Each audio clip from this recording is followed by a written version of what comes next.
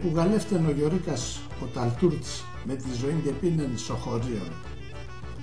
Με τα χτίνια και τα χωράφια πάντα πέσα κόπρια και σα τσαμούρια εταράουτουν. Άχαρον επεφάσισε να κατηβαίνει στην πολιτεία, να βρει και έναν δουλείαν και να ζει άμον άνθρωπος. Κάποτε επίκε να το πείσεν σονούνατ και έρθεν στην πολιτεία. Έβρεν και έναν καλόν δουλείαν και δεβαίναν έμορφα τα ημέρας. Άμα ατός μαθεμένος σα παρχάρια και στον καθαρόν την αέραν, εφουρκίου του να συμβολικοσμίαν και τη σαματάν δέχνουν τα θρανάτα πολιτείας. Ενούτζεν δω θα φτάει και σα τελευταία έβρεν και την τσαρέν.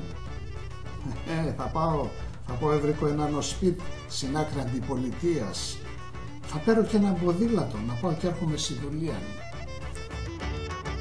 Έβρεν το σπίτι, εγόρασεν και το ποδήλατο. Άμα πολλά και πήγεν, έκλεψαν το ποδήλατο. Άχαρον εισάσεψεν και ξέρντον να φτάει. Θα χάν και τη δουλεία το ίσιν. Σου μάς στο σπίτνατ, ίσιν το μαντρίνατ, είνας τσιοπάνος. Επίεν επαρεκάλεσε να τον.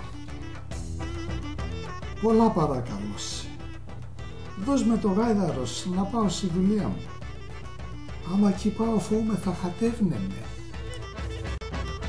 Έτσι ξένα τον ο τσιοπάνον και δέκεν το γάιδαρον την ανήσιν. Τάλ την ημέραν ο Γιώρικας εκαβάλκεψεν το γάιδαρον και κατήβεν στο κέντρο της πολιτείας. Την ώραν παιδευαίνε σε έναν διστράτ, έψεν το κόκκινο το φανάρ που σταματούνε τα αυτοκίνητα. Ο Γιωρίκας σύρ τα δοκάλια να σταματά το χαϊβάν, άμα ο γάιδαρον σύρ και πάει.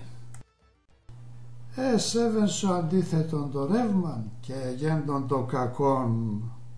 Εσάσεψαν οι ανθρώποι με τα αυτοκίνητα, έρθαν και δελιάγαν και ρούξαν ίνας απάν στον άλλον.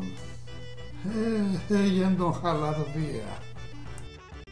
Ίνας ασιοδηγούς εξέγγεν το κεφάλα στο παράθυρο του αυτοκινητή και λέει στο Γιώρικα, ρε φίλε, θα μας τρελάνεις, πόντιος είσαι.